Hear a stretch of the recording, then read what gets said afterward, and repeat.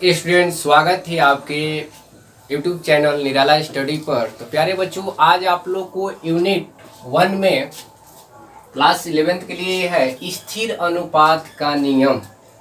यानी ये आप नियम ध्यान से समझिए। देखिए क्या कह रहा है कि स्थिर अनुपात के नियम, लॉ ऑफ डिफिनिट प्रोपोर्शन।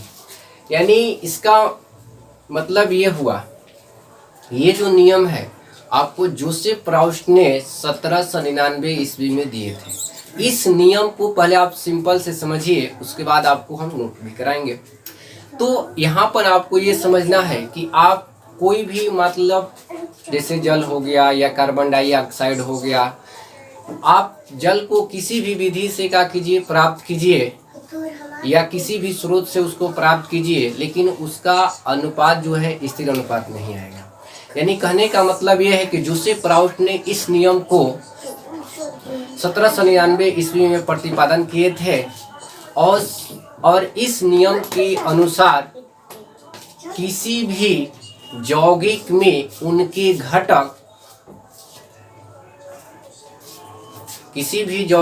उनके घटक परमाणुओं या तत्व का द्रव्यमान के अनुपात जो होता है एक स्थिर होता है। आइए इसको हम आपको बताते हैं सिंपल। देखिए, सबसे पहले यहाँ पर आपको समझना है कि स्थिर अनुपात का नियम जोसेफ प्राउस्ट ने दिए थे। जोसेफ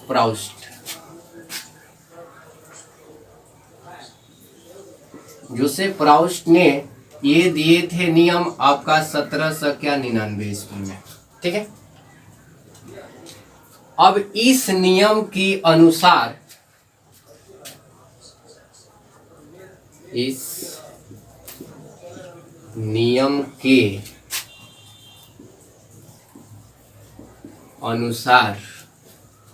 किसी भी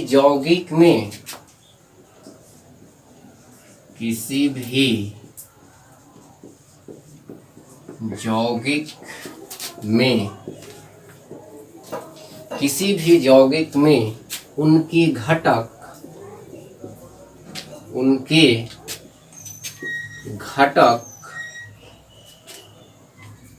उनके घटक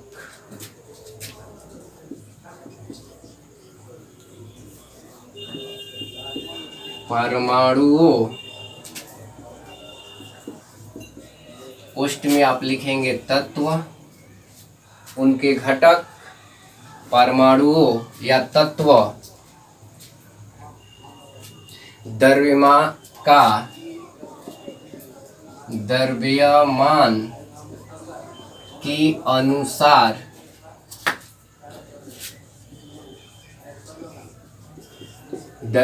के अनुसार अनुपात हमेशा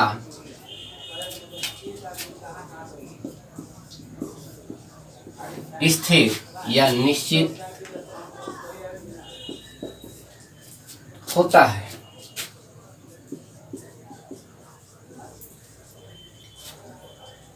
चाहे इन्हें किसी भी विधि या स्रोत से प्राप्त किया जाए। इसको आप ध्यान से पहले एक बार देख लीजिए स्क्रीन पर आप लोग। ठीक है। अब यहाँ पर ध्यान से आप समझिए, इस नियम के अनुसार किसी भी यौगिक में उनके घटक या अवयव भी लिख सकते हैं, परमाणुओं का द्रव्यमान, परमाणुओं या तत्व भी लिख सकते हैं, तत्वों का द्रव्यमान के अनुसार अनुपात हमेशा स्थिर या निश्चित होता है, चाहे उन्हें किसी भी विधि से या किसी भी आप स्रोत से प्राप्त कीजिए। ठीक है। तो जैसे मान लीजिए कि जल प्राप्त किए, आप किसी विधि से आप जल प्राप्त कर रहे हैं या किसी स्रोत से ले रहे हैं, जिससे कि वर्षा का भी जल होता है, नदी का भी जो जल होता है, आप किसी भी अगर उसको विधि से अगर प्राप्त कीजिएगा तो उसका अनुपात जो होगा एकदम निश्चित होगा। यानी जल का फॉर्मूला H2O होता है। तो उसमें अगर आपसे क्वेश्चन किस तरह से पूछेगा, जैसे मैं एग्जांपल यहाँ पर ध्यान दीजिए, क्वेश्चन यहाँ पर ऐसे बनेगा कि जल में हाइड्रोजन एवं ऑक्सीजन का अनुपात बताइए।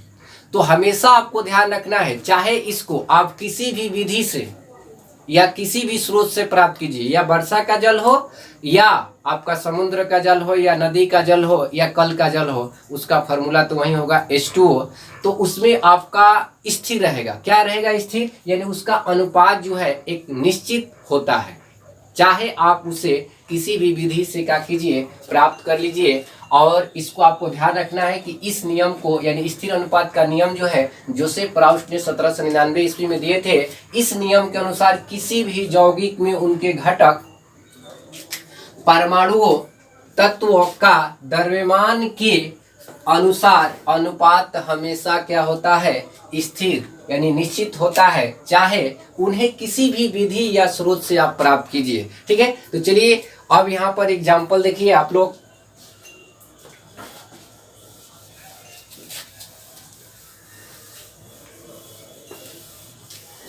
जैसे आपको एग्जाम्पल में यहाँ पर ध्यान दीजिए, 1 नंबर यानी जल यानी हाइड्रो H2O, इसको आप जल भी लिख सकते हैं क्वेश्चन में। जल में हाइड्रोजन और ऑक्सीजन के द्रव्यमान का अनुपात, द्रव्यमान का अनुपात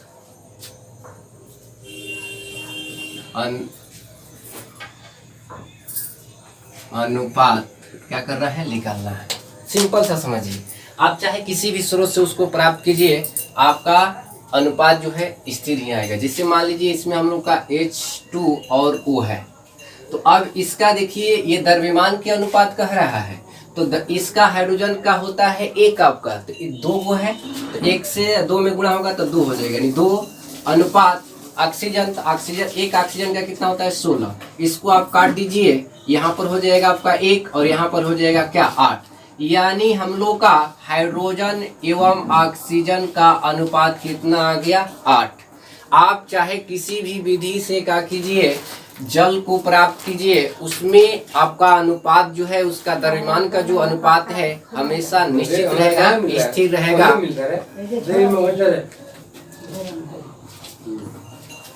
स्थिर रहता है। ठीक है, तो इस चीज को आपको क्या करना है, ध्यान रखना है। अब चलिए क्वेश्चन दूसरे हम लोग क्वेश्चन लेते हैं। जैसे दूसरा नंबर एग्जांपल है यहाँ पर, CO2 यानी कार्बन डाइऑक्साइड में कार्बन और ऑक्सीजन, CO2 में कार्बन और ऑक्सीजन का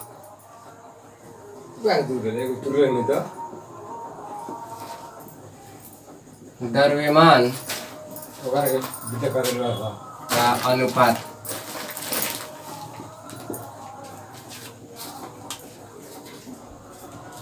तो यहाँ पर आप ध्यान दीजिए, कार्बन एवं ऑक्सीजन, तो कार्बन का आप जानते हैं CO2 यानी कार्बन डाइऑक्साइड हो गया, तो कार्बन का आपका द्रव्यमान कितना होता है 12 होता है, और ये 1 ऑक्सीजन का आपका कितना होता है 16 होता है, तो ये 16 दूनी कितना हो जाएगा 32। तो यहाँ पर आप क्या करेंगे 32 कर लेंगे। तो अब यहाँ पर देखिए ये अनुपात में है, तो इसको कटा दीजिए, 4 से आपका क्या हो जाएगा, कट जाएगा 4 तिहाई 12, इसको कटाइए 4 से, 4 8 कितना 32, यानी ये आ गया आपका 3 अनुपात क्या 8। तो इस पर क्वेश्चन भी बनेगा, लेकिन इसमें 5 गो आपका क्या है रासायनिक संयोजन के नियम है, तो ये 5 जब खत्म हो जाएगा तो इस पर न्यूमेरिकल भी चलेगा। तो इसलिए आप लोग इसको अच्छे से समझकर नोट भी करते जाइएगा कॉपी पर। तो चलिए आज के लिए हम लोग क्लास यहीं पर समाप्त करते हैं। धन्यवाद।